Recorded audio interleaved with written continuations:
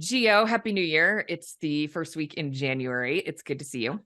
Good seeing you. Feliz Año Nuevo. It's been an awesome couple of weeks, but I think we're all kind of wiping off the cobwebs, getting back from being all over the place. Totally. Well, you've already traveled, of course.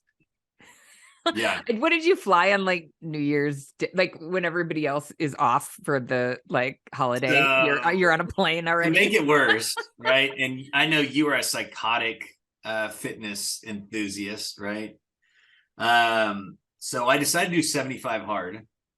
Wait, you decided to do what? Do you know what 75 hard is? No.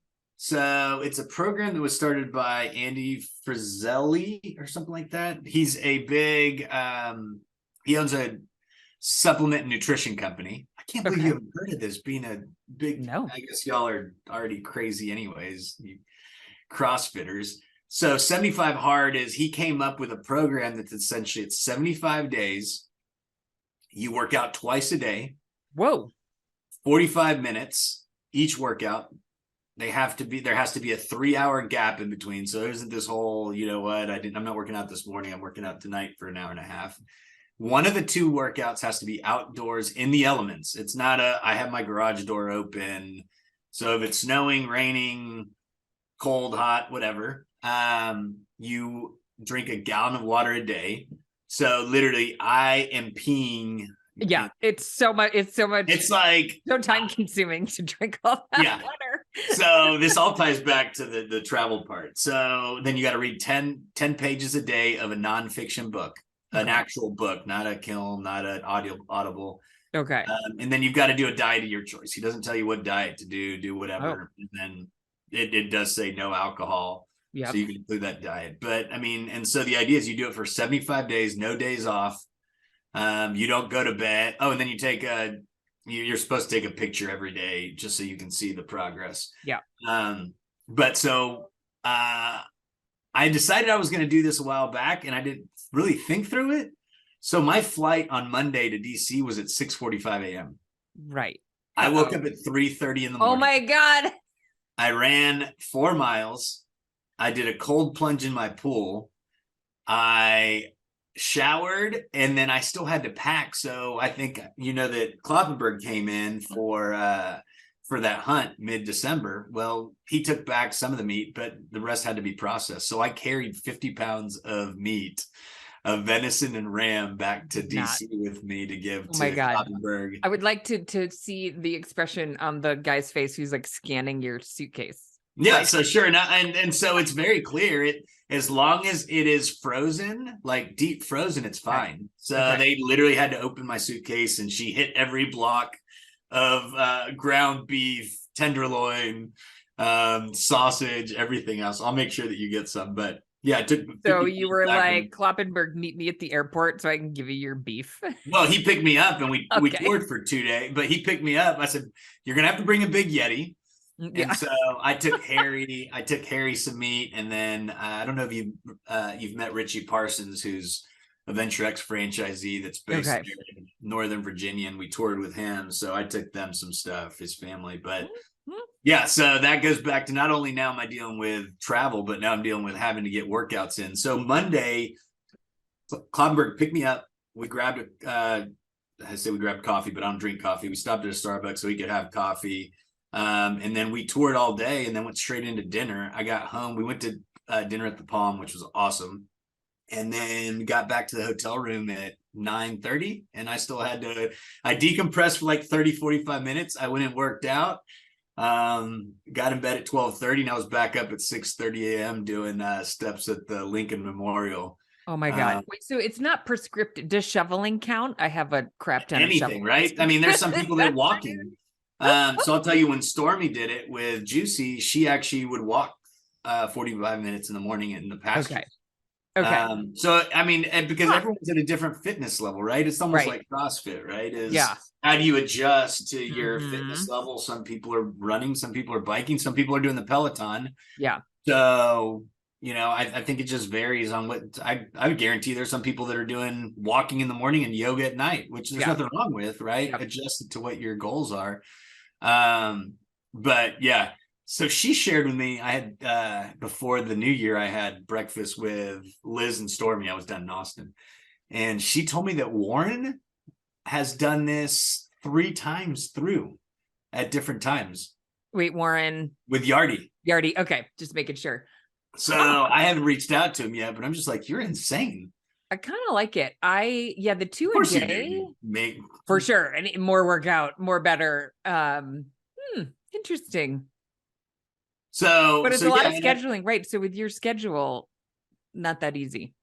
No. And for a female with hair, that means I gotta manage my hair twice a day. Speaking of hair, I mean, I have hat hair now and all kinds of stuff. No. I'm like, I can't wait for my hair to grow back because I can't just get up and shower and not worry about it. I can't put on a hat and then take it off because then I look like a Q-tip. So it's the new year's been good to me so far, but I'll tell you, I saw 6 workouts in 3 days. This morning, I was like, you know what? I don't have a crazy schedule. I'll work out after lunch and then tonight, let my body rest a little bit longer. But I am so sore so basically I decided I'm going to do cardio in the mornings and then, or first workout, second workout will be weights. Cool. So my body's like, what in the hell are you doing? But the whole point of the reason it's 75 hard is basically to tell yourself you can do hard things. Do hard things. Yeah. And essentially, I mean, I think that's, let's parlay that into the professional side is I think that's what we're seeing in the last 24 months. Certainly, 2022 wasn't as bad as 2021, but certainly we had new hurdles to overcome, right? So you had a lot of grit that was built out of 2020 and 2021, but 2022 was something different, right? We started seeing the recession set in. We started seeing, some different factors and things play out. And so, I still think for me personally on a professional level, it was still an amazing year. Because it opened up a lot of opportunities and luckily I've got clients and friends and colleagues that are taking advantage of that. Same thing with you, right? I mean, we'll kind of touch base on this, but even that opened the door for you. Like at AY, you just got done doing round 1 technically of flex fluency, right? I mean, you want to talk a little bit about that and kind of how that went? Yeah, that was a lot of fun. Kind of an unexpected, well, I mean, I shouldn't say unexpected. We've been working on it for a long time, maybe unexpectedly fun. So, and I don't want to overshare. I mean, AY is just committed to getting their field to be flex fluent, right? Not just their flex team, which I think is super smart. I mean, we continue to see examples of brokers. I was on the ski lift with a friend of mine who's the CFO for HackerOne. So HackerOne, they basically, they do work for like Goldman Sachs, who wants to, sort of shore up their security. So they hire people to hack into their systems. It's a really interesting business. But anyway, he's like, yeah, we've got this space. We don't need it. Their broker is, looking for sublease for them. Like that's as creative as they've gotten. And I was like, you need to call an AY broker. So Kane Wilmot, who's the CEO of IQ offices in Canada, he was a broker for a long time. So we partnered up to run this training session for AY to get the team flex fluent. And the team's a lot of fun. I was really impressed with how interactive they were. We try to make it lots of discussion, lots of case studies. So Gio, I know you sat in on 1 or 2 of them, but it was a ton of fun. And I think just super smart on AY to be kind of ahead of the curve on their commitment to getting the field up to speed. Yeah, no, and that's what my conversation with Harry Claff has been, this week in DC is just trying to figure out how we continue strategizing for AY to come out of this. And, it was so surprising. I told you I toured for 2 days in Northern Virginia, which is a completely different market, right? So, I mean, being from California, you'll get a better feel here. So we're touring and we're like, okay, how much for a 10-year deal? They're like $110 to $120 in TI with 16 to 18 months in abated rent, right? No. You're not getting that anywhere else in the country. But That's wild. yeah, it's insane. But the other side of it is too is, you know, we toured properties that are owned by KBS, Brandywine, you know, some bigger names than some smaller local and regional groups. But it's still mind blowing to me how few of the brokers that are touring us even know what we're even talking about, right? I Yeah. mean, we toured one building. I won't say who the owner is, but they have a conference facility on a brand new conference facility. Like they were still putting furniture in the space, like building the conference tables. Beautiful. And then they're doing their town hall, which essentially is spec suites with a common area in the middle of it, like on the fifth floor. I'm like, so why would you build Yeah. um, those overall amenities and common areas on different floors? And so it's so interesting, you know, kind of going back to 2022. I think we're starting to see more and more of these landlords realize they need these things. Yeah. But I think the opportunity in 2023 and onward is helping them figure out how and why they're doing it. Right. Yeah. And so, you know, to your AY point of, you know, how committed they are to the overall flex side is all the other groups, you know, the bigger ones, JLL, CBRE, Savills, all those are too, but it's so weird because they like CBRE, I think, has like 3 or 4 different groups focused on flex in different ways that don't collaborate or talk in any way, shape, or form. Like their property management doesn't talk to their agile team, that doesn't talk to their leasing agency team. So it's tough. And I know y'all are out having some of these conversations, and Kane comes from the brokerage Yeah. world, right? So he Yeah. gets it. Well, I think I was just looking, I was kind of doing a cruise back through 2022 and just looking at some of the headlines. And even I have a neighbor who was like, has nothing to do with real estate. And he's like, I was watching this YouTube video on the vacancy rate in San Francisco. I mean, San Francisco's vacancy rate is 27%.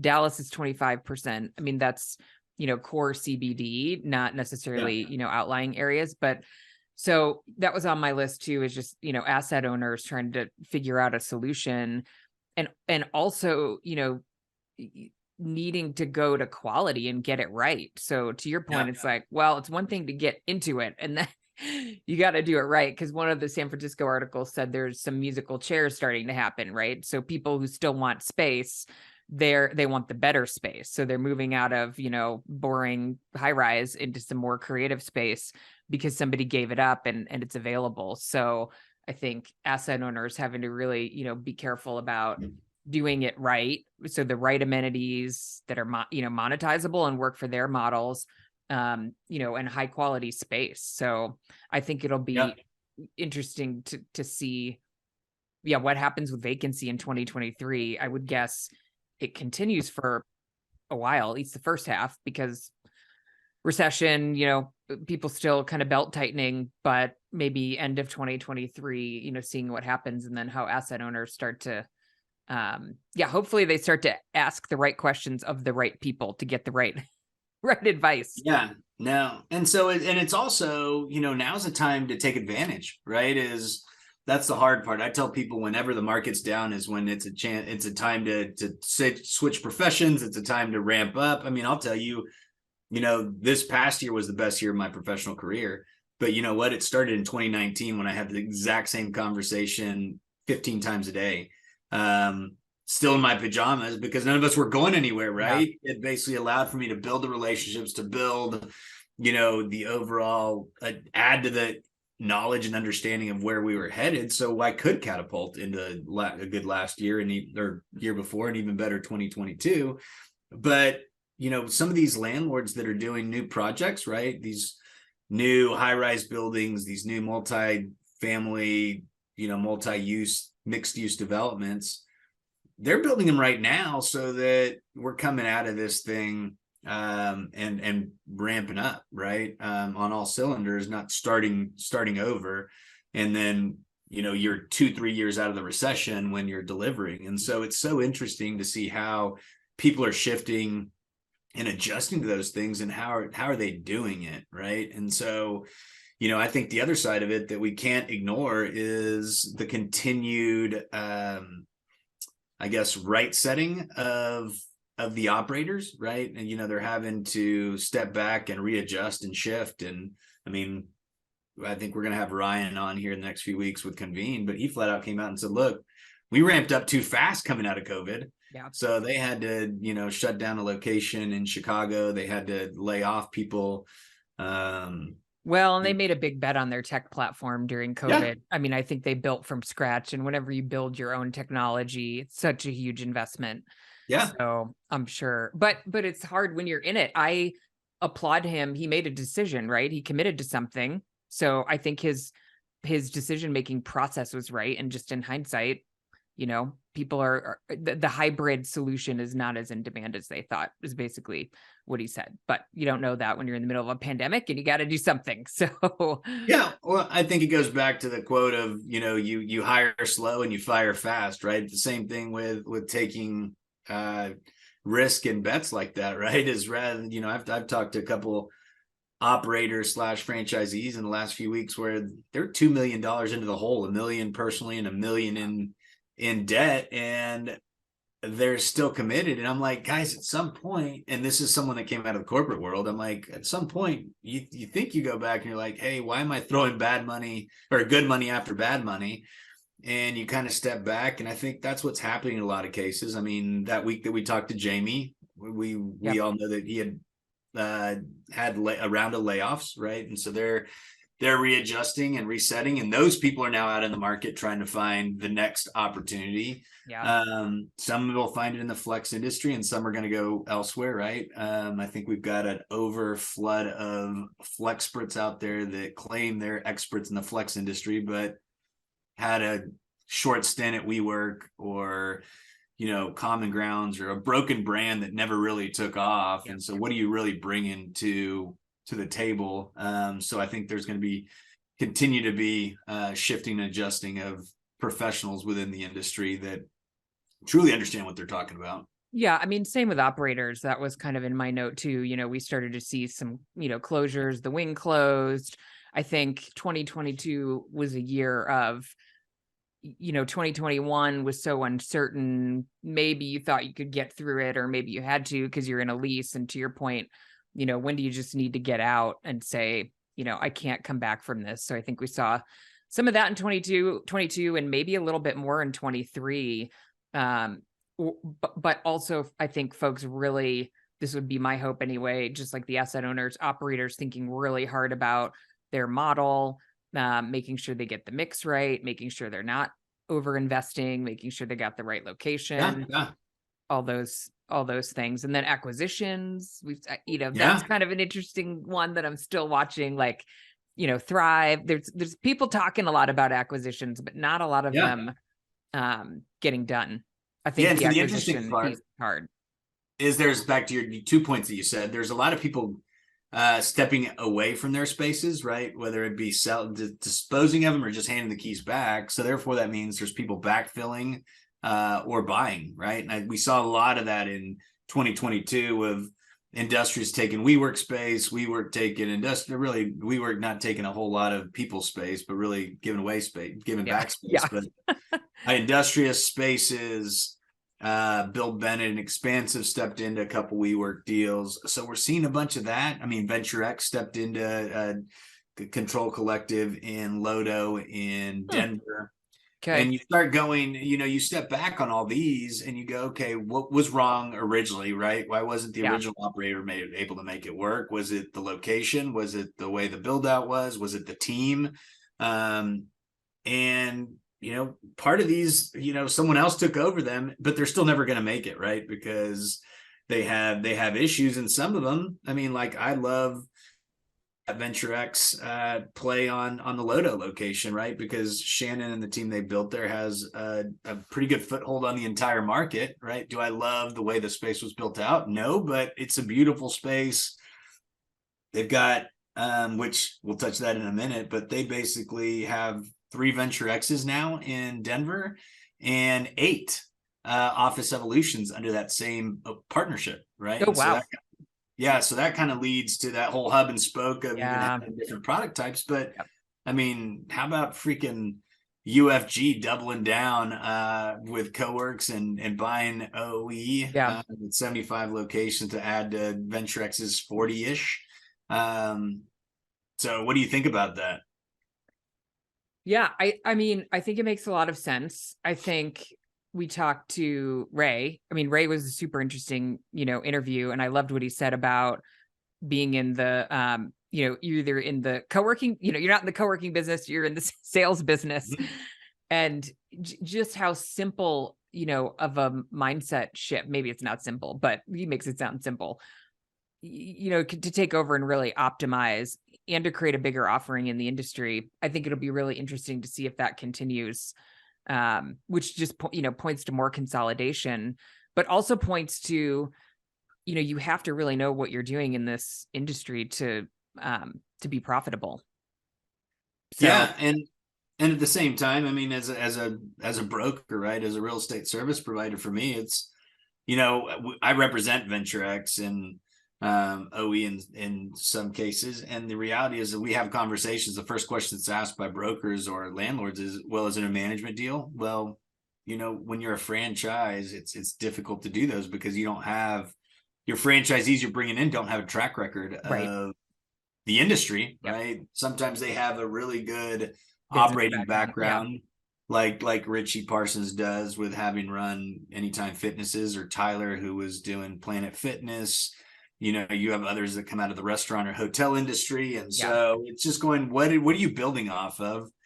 And so to me, it's so interesting just to see who's getting in the space, who's growing, how are they growing. I mean, we recently had Mike with Fuse on, right? And he came out of the hotel industry, and I'll tell you, they've bought 2 more buildings in the last 60, 70 days, right? They're going to open up Dripping Springs, which is a suburb of Austin, to go with their Bee Cave location in Austin at the end of the month.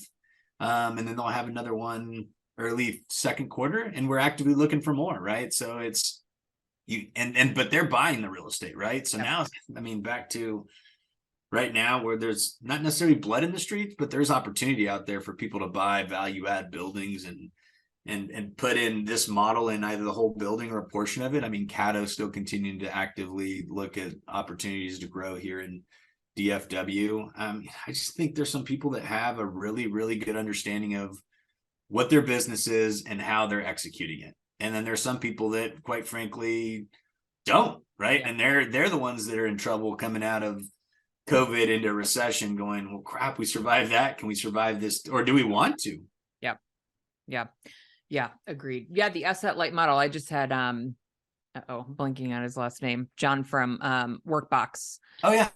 Yeah. On the Everything Coworking podcast, and they're mostly in Chicago, opening in Minneapolis, and they're doing only management agreements now. So kind of the asset light model, but also interesting. John Wallace just came back to me. Yeah, they took over, I think, a couple of Industrious locations. Smart guy, really smart guy. Has a lot of the same background as Ryan Simonetti does, right? Yeah, I mean, totally. Venture capital background. Yep. So these are smart people making these plays, and sometimes you're just like, asset light, capital light, but then you've got people like Flip with Lucid going, right. You know what? We're doubling down on, we're not signing management agreements. We believe in what we do, and we've been in the business 20 years, and we're going to double down, right? And so yeah, it's just an interesting time to figure out how people are doing things, why they're doing them. And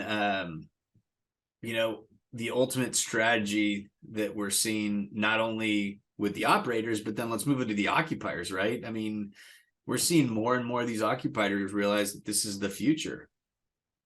Yeah, 100%. I mean, like the Hecker one, their median employee age is 24. So, but I think it's super interesting. I was reading another article I started to read actually, I don't know what I was reading. I was reading a little bit this morning. Hines put out a new report. There's a bunch of people just kind of talking about what's going on out there. Somebody was talking about employers treating employees more like stakeholders. They matter, and how they want to work and where they want to work, and all that matters. And I think the occupiers are still really trying to figure it out. I have another neighbor who's actually up here in Tahoe. All I do is ask, my non-industry friends, like, about their real estate situations, because right from the occupier side, I think it's just interesting market research to understand, how are you thinking about it? So he works for Tile, which is like, it's not, they get acquired. It's a bigger company, but they're the like little like tracker thing you put on your suitcase. Yeah. So they have space in one of the towns on the peninsula, and he said, you know, there's like a sea of like dedicated desks, and nobody comes in to use those. He's like, people come in to do meetings, and they're all hands and they're executive teams, and he's like, I think we have to rework the space because just nobody wants that, and they're not coming in for that. But they don't spend, they're probably not a company that has like a workplace strategist on the team. And so they're just kind of, figuring it out, and more slowly because they don't have that expertise in house, which is a lot of companies, right? We think about some of the big guys who are more probably prevalent in the media because they're making statements and they're, Gensler's talking about them or, whatever, because they're clients. But it's more common to have the, smaller companies, and I don't think they're public, but anyway, they're still really trying to figure out like, what do people want? What's going to bring people to the office? And he actually said, I mean, N of one, but he said, when he looks for his next job, he will look for somewhat of an office culture. He's like, I don't want to be at home. He's like at the top of his career. He's a C-level guy. He's like, I just want to go to the office, like where the energy is, which is also interesting. And I wonder if we'll start to see more people kind of reverting back to like, I want to be out, I want to be with people. Yeah, 100%. And I think back to the point that we made earlier, the biggest problem is companies like that, these medium to, small to medium sized companies are turning to their real estate service provider for a help. Right. And so at the end of the day, when their real estate service provider doesn't understand the flex industry, doesn't understand the options within it, right? They're taking every single one of their deals to Regis because it's easier. You just hand it off to IWG and then you get a check. Same thing with WeWork, same thing with Industrious. And I think and Jamie didn't say this, but I've heard it through other channels, is I think that's what Industrious has realized is, you know what, there's an opportunity to go direct to some of these enterprise businesses, but also, how do we execute on the real estate service provider side? I mean, that's one of the things WeWork was trying to do, right? They were trying to build their own brokerage platform. Yep. So, I think that's a big part to do with it. The other part is, you and I discussed it just here recently, is, we were discussing, my move from my own to being at AY, right? The brand I've created is my brand, right? So regardless of what hat's on my head, I mean, I'd still be able to do the same amount of business, but the ability to be part of something bigger and build something bigger is what's important to me at this point in my career, right? And so I think that's part of it. Is there's a lot of people that are realizing that, is going, you know what, if I can be part of something, I can be part of tapping into those resources, be part of tapping into that knowledge base, be part of even tapping on the upside, right? Is, I'd love to have a small piece of something big as opposed to 100% of something smaller, right? And so those are the conversations I think are being had a lot from the certainly from the director up level, and slowly as those, young professionals get older. I mean, those are a lot of the conversations that they're having too, is they want to have, they want to have a say, they want to be partners, they want to have equity, they want to be seen as someone that's valued, and the talent gets to dictate that today. Yeah. Yep. Right. I mean, exactly to your point, you're like, the people are the talent, and that's the case for so many companies. And so the occupiers need to do what makes their people happy. And I think they're still trying to figure that out. There's a lot of people trying to help them figure it out. So I think 2023 we'll see more of that kind of getting pieced together, which will be fun to see. Yeah, I think we're finally going to see some of the balls bounce on some of these things. I mean, continuing on WeWork, right, is, they went public at $9.80 or something. Yep. They went down as low as $1.02, I think, in the last 45 days. But they're up. Last I checked earlier today was like 80% on the last 2 weeks, right? Interesting. So Because the market overall, well, I don't know. My husband's in healthcare. Healthcare is down over the last 2 weeks. So yeah, interesting. but yeah, I think the point is, I think we're going to continue to see some of these groups finish up their overall level setting and Yeah. really start falling more into scientific rhythm, right? Because I think, the last couple of years there's been no method to the madness on anything, right? And so that's the crazy part about it. Yeah. So the market's been all over the place, but I think now that some of these groups are starting to make different decisions and have an actual plan, and they are being, I think 2021 and not 2022 as much, but still some, there was a lot of reactionary Yeah. responses to stuff going Exactly. on. And so Yep. now I think it's more methodical, it's more Yes. strategic, it's more planned. Yeah. Um, because they've seen recessions before. They've never seen COVID before. Exactly. I think that's 100% right. And recessions can be positive for people looking for flex space, and still I think the enterprise looking for flex space, not necessarily co-working, but flex space. Yeah, I think that's 100% right. I run a 2023 planning session for the operators that I work with, and that was 100% the vibe. Like, there's so much less uncertainty. So now it's like, okay, we're stabilized. We kind of can look ahead more clearly and get more clarity. So what does it mean? But now it might be, time to make, some hard decisions, because it's pretty clear what's working and what's not working. It's not really the market anymore. I think in most cases. Yeah, I think that we're going to see a lot of hard decisions being made this year of people that have survived and been like, you know what? Like some of these old stuffy executive suites that have crushed it for 10, 20, 25 years, 30 years, even some of them are going, you know what? I mean, do I really want to go, it was one thing to duke this out with Regis. Yeah. But now do I want to duke it out with everybody else, right? And my build out went from being $60 a foot that the landlord was covering to $120 a foot now that I got to come out of pocket, right? As I work with some of these groups in, like I said, Northern Virginia, and then we go look at deals in another city, it's like, guys, you're going to get half as much TI and half as much abated rent, right? We can push and get to 75% of the abated rent, but the reality is this market's never going to give you 100% of the build out, right? And so I know you've obviously been on the operator side, so you did some of your deals and you've helped people with deals, and we've talked about deals, and that's just the reality of it. Is the market dictates what the market dictates, and we can negotiate some of that in, but for the most part, it is what it is. It's numbers. Yep. So, but I think, we'll have to have some guests covering some of these themes through 2023. I'm already excited to kind of dive in and get our guest list together. I think competition's getting stronger. I think niches are interesting, and I think there's a big flight to quality, to your point about, sort of the executive suite and the cost of build out. It's a real, balance to attract folks, but make the model work. Yep. So I got to share with you, I'm doing 75 hard.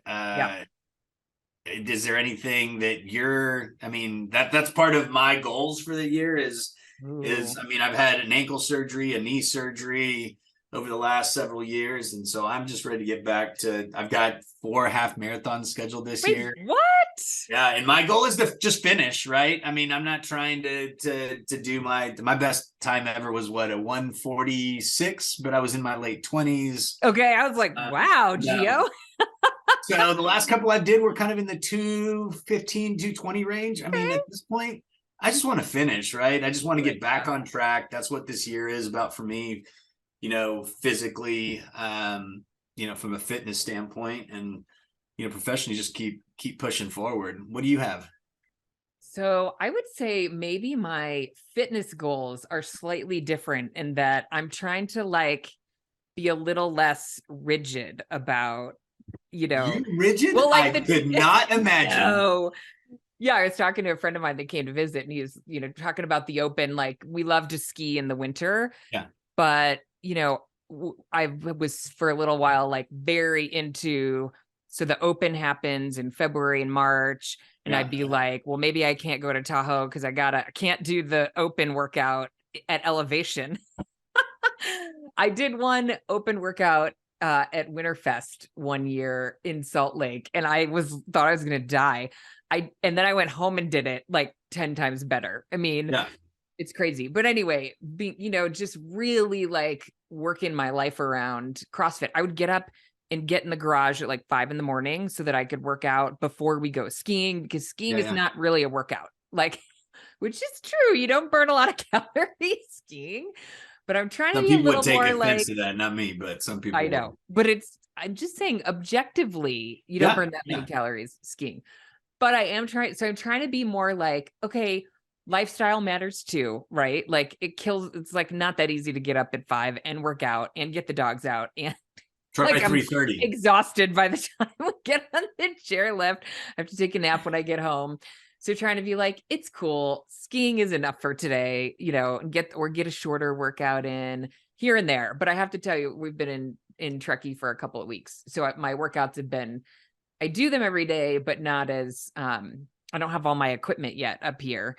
And the gym I go to doesn't have CrossFit stuff. So I'm looking forward to getting back home and getting back into the routine, but and also just spending more time outside. So I like the 75 hard thing. Like one of them has to be outside.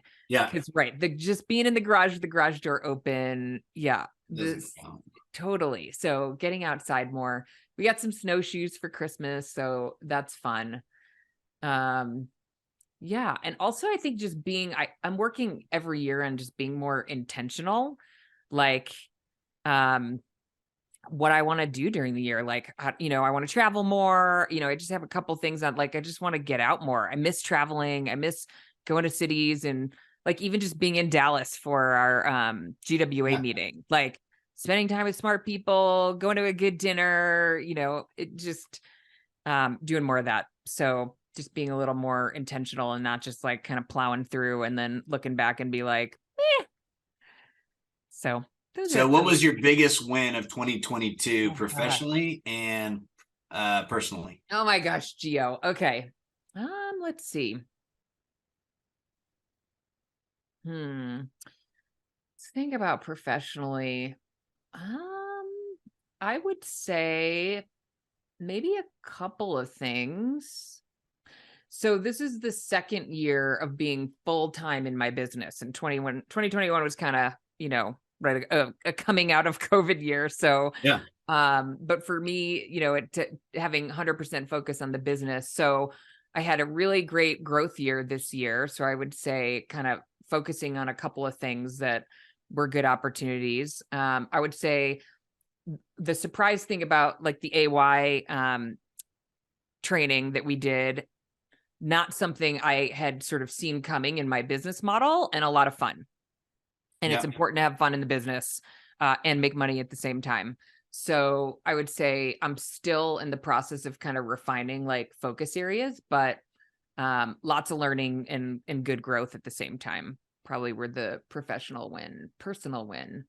Well, we bought a place in Tahoe, which we'll use partly as an investment property. And I think probably for us, that's one of those like being intentional, like let's not wait, 10 years when we're not going to enjoy it as much. Like, let's do it now. So it's a ton of work to get it set up. And I'm trying to set it up like, so it can be a rental, which is a lot of, you got to be really thoughtful and intentional, but yeah, so that's been good. How about you? So for me, and this is going to shock you. So, and I'm not just saying this because you're on, but professionally has been this podcast.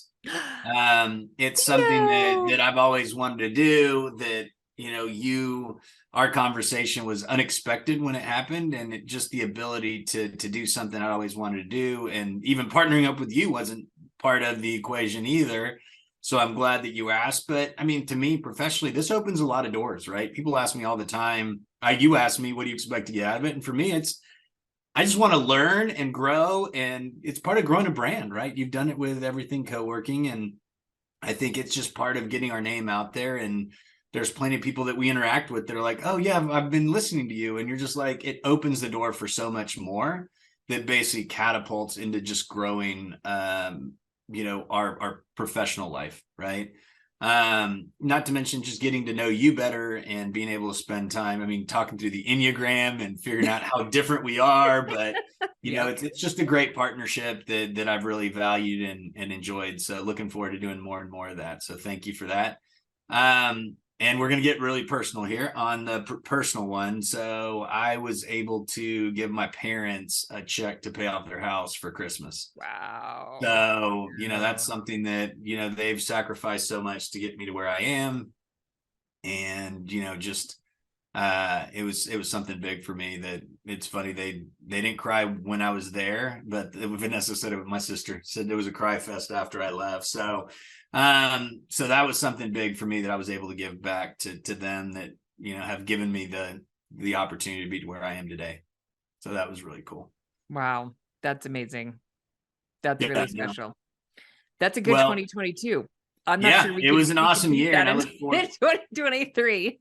Yeah, so you know, that's the fun part about being in the business that I'm in, or you being self-employed, right? Is for me, we crushed it last year, but January 1st, it all started over back again. I Totally. got a big old goose egg, and you Yep. know, and so you just got to keep grinding. That's why, you know, I was up at 3:30 a.m. on January 2nd, right? And Maybe so, eights and threes aren't so different, because yes, threes are very like, all right, let's go. well, the difference is you had a list and I didn't. I knew Okay. that things would work out just fine today. And you know, it's funny because I tell people eights and threes are just personalities in general, but you and I both have anxiety disorders, right? The difference is unless you have a list and you know exactly what's going to be discussed and what if we don't go about it the same way, then you don't do it, right? So you're paralyzed by fear a lot of times, right?